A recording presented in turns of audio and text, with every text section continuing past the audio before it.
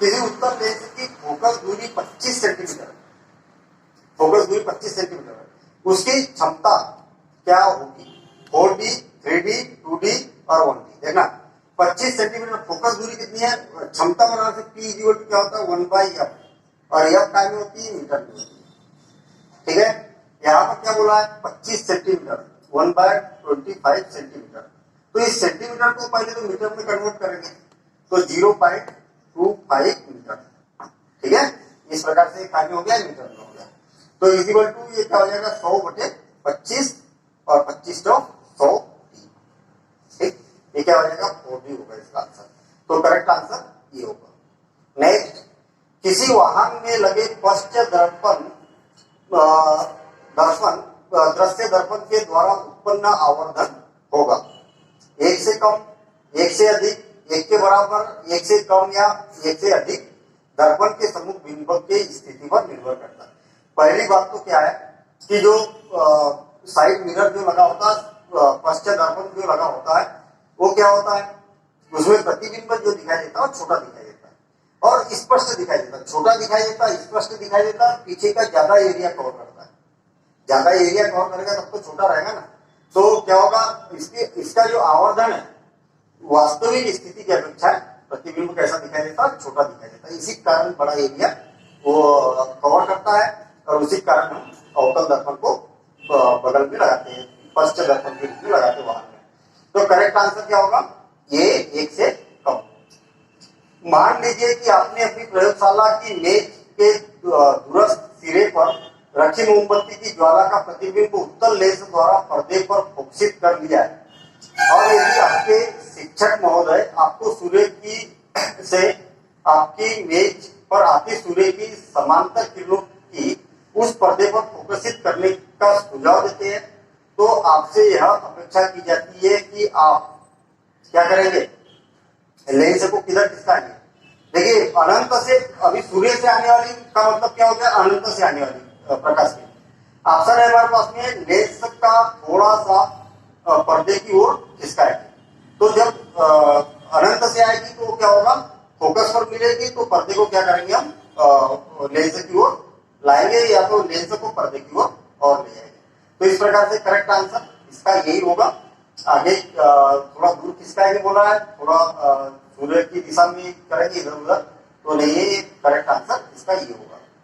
Next, सघन माध्यम से विरल माध्यम में प्रवेश करने पर आपतन कोण तथा अपवर्तन कोण में क्या संबंध रहता है। देखना सघन माध्यम से विरल माध्यम, सघन माध्यम मतलब मान लिया जाए ये कांच है और कांच में अगर सघन माध्यम से कोई प्रकाश किरण आ रही है तो विरल माध्यम से जाएगी तो क्या हो जाएगा, ये मान लिया जाए आपतन कोण है, क्या निर्गत कोण है। ठीक है, या अपवर्तन कोण बोल सकते हैं इसको। अच्छा, जब ये क्या हो रही है यहाँ पर आपतित हो रही है, सघन माध्यम है विरल माध्यम, हमें मालूम है जब भी सघन माध्यम से विरल माध्यम में प्रवेश करती है तो अपवर्तन कोण क्या होता है, इसका बड़ा होता है। हमारे पास में ऑप्शन है दोनों कोण बराबर होते हैं, बिल्कुल नहीं होते। आपतन कोण बड़ा होता है, हाँ अगर विरल से सघन में जाता तो आपतन कोण बड़ा रहता है। ठीक है, हमें मालूम होना चाहिए कि जब भी कोई प्रकाश किरण विरल माध्यम से सघन माध्यम में जाती है तो अभिलंब की ओर मुड़ जाती है और जब भी सघन माध्यम से विरल माध्यम में जाएगी तो अभिलंब से परे हो जाएगी। इसका मतलब ये वाला कोण क्या होगा, बड़ा होगा।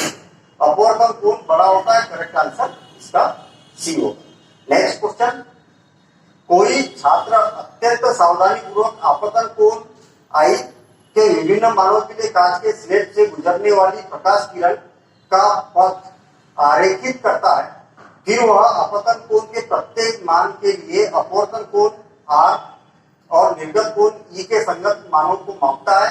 इन कोणों की माप का विश्लेषण करने के लिए उसे क्या निष्कर्ष निकालना चाहिए। देखना ये यही पर बना रहा है, ये क्या हो गया, इस प्रकार से प्रकाश किरण आई और यहाँ अभिलंब है, ये इस प्रकार से यहाँ पर कोण बड़ा बना क्या हो गया, ये आपतन कोण है, ये अपवर्तन कोण है और ये क्या है, निर्गत कोण है। याद रहे ये क्या सघन माध्यम है, सघन ये क्या है, विरल है और ये भी क्या है, विरल माध्यम है। तो दोनों माध्यम तो सेम है, ये वाला माध्यम और ये वाला माध्यम सेम है, तो आई और ई का मान तो बराबर होगा, लेकिन जो आर का मान होगा वो क्या होगा, इनसे छोटा होगा। तो करेक्ट आंसर क्या होगा इसका? डी करेक्ट आंसर होगा। नेक्स्ट क्वेश्चन, एक गोलीय दर्पण तथा एक पतले लेंस दोनों की ही फोकस दूरियां है संभवतः है अवतल, उत्तल, अवतल, उत्तल और लेंस, और दर्पण अवतल तथा लेंस उत्तल। तो ये क्या होगा? दोनों की अवतल के लिए क्या होगी? फोकस दूरियां सेम होगी। नेक्स्ट क्वेश्चन, इनमें से कौन सी युक्ति एक बिंदु स्रोत से आने वाली प्रकाश पुंज को समांतर बना देती है जब वह इस पर आपतित होती है? जब भी इस पर कोई प्रकाश किरण आपतित होगी तो क्या होगी? एक ही स्रोत से अगर आपतित होगी तो क्या करेगा? समांतर कर देगा। तो ऐसा कौन करता है? अवतल दर्पण करता है और उत्तल लेंस करता है। तो करेक्ट आंसर क्या होगा इसका? ये होगा। नेक्स्ट क्वेश्चन, किसी अवतल दर्पण द्वारा आभासी यानी कि काल्पनिक सीधा और आवर्धित प्रतिबिंब तब बनता है जब वस्तु बिंब की स्थिति होती है। ऐसा कब होता है? वक्रता केंद्र से परे, फोकस और वक्रता केंद्र के बीच, दर्पण के ध्रुव और फोकस दूरी के बीच, फोकस के बीच में। अगर दोनों के बीच में रहेगा तब ये स्थिति यहाँ पर बनने वाली है। तो करेक्ट आंसर होगा इसका डी, दर्पण के ध्रुव और फोकस दूरी के बीच। नेक्स्ट क्वेश्चन, किसी बिंदु वस्तु से निकल कर क्या निकल लिखा है, थोड़ा सा सही है, सही कर देना उसको। किसी बिंदु वस्तु से निकलकर किरणें किसी लेंस से अपवर्तित होकर जिस बिंदु पर मिलती है उसे कहा जाता है? क्या बोला जाता है भैया? प्रतिबिंब बिंदु बोला जाता है। ठीक है, तो करेक्ट आंसर इसका क्या होगा? प्रतिबिंब बिंदु होगा। नेक्स्ट क्वेश्चन, एक बच्ची एक मैजिक दर्पण के सम्मुख खड़ी है। ठीक है, मैजिक दर्पण है, उसके सम्मुख खड़ी है। वह अपने सिर का प्रतिबिंब बड़ा तथा उसी साइज के अपने शरीर के मध्य भाग का प्रतिबिंब बराबर और उसी साइज की अपनी टांगों का प्रतिबिंब छोटा देखती है तो ऊपर से नीचे मैजिक दर्पण में दर्पणों का संयोजन का सही क्रम होगा। क्या होगा? देखना, पहली बात तो क्या है कि हमें मालूम होना चाहिए कि अगर समतल दर्पण है तो प्रतिबिंब कैसा बनेगा? बराबर बनेगा। उत्तल दर्पण है, ठीक है, उत्तल दर्पण रहेगा तो प्रतिबिंब कैसा बनेगा? छोटा बनेगा। और अवतल दर्पण रहेगा तो प्रतिबिंब कैसा बनेगा? बड़ा बनेगा। क्लियर? अब यहाँ पर हमें बताना है कि उसका फिर से और एक बार देखते हैं। एक बच्ची एक मैजिक दर्पण के सम्मुख खड़ी है, वो अपने सिर का प्रतिबिंब बड़ा देखती है। बड़ा देखती है इसका मतलब क्या है? सबसे ऊपर क्या लगा होगा? अवतल दर्पण लगा होगा। ठीक है, इस प्रकार से, क्योंकि उसमें बड़ा दिखेगा। अच्छा, तथा उसी साइज के अपने शरीर का मध्य प्रतिबिंब बराबर देखते हैं। इसका मतलब उसके बाद क्या बराबर कब बनेगा? समतल दर्पण में बनेगा। दूसरे नंबर पर भाई ऐसा बना है, एक दर्पण बना है तो इसको तीन पार्ट में, यहाँ पर क्या दिख रहा है? बड़ा दिख रहा है ना, यहाँ पर बराबर दिख रहा है और यहाँ पर क्या है? छोटा दिखाई दे रहा है और यहाँ पर ये लड़की। ठीक है, साइज का तथा टांगों का प्रतिबिंब छोटा देखती है तो उसके ऊपर से नीचे मैजिक दर्पण का संयोजन बताइए। इसका मतलब यहाँ पर क्या? अवतल दर्पण लगा होगा इतने में, और इतने में समतल दर्पण लगा होगा, और इसमें क्या होगा? उत्तल दर्पण लगा होगा। तो करेक्ट आंसर यहाँ पर सी हमें दिखाई दे रहा है। नेक्स्ट, यदि वस्तु या बिंब जिसको बोला जाता है उत्तल लेंस के फोकस तथा फोकस दूरी के बीच होता हो तो प्रतिबिंब कैसा बनेगा? वो काल्पनिक सीधा तथा छोटा बनेगा। इसका डायग्राम बना के देख सकते हैं आप। काल्पनिक उल्टा तथा बड़ा बनेगा, वास्तविक उल्टा तथा छोटा बनेगा, और वास्तविक उल्टा तथा बड़ा बनेगा। तो करेक्ट आंसर वास्तविक भी बनेगा, उल्टा भी बनेगा और बड़ा भी बनेगा। उत्तल लेंस है ना, तो बड़ा बनेगा। नेक्स्ट, परावर्तन के नियम अच्छे साबित होते हैं निम्न में।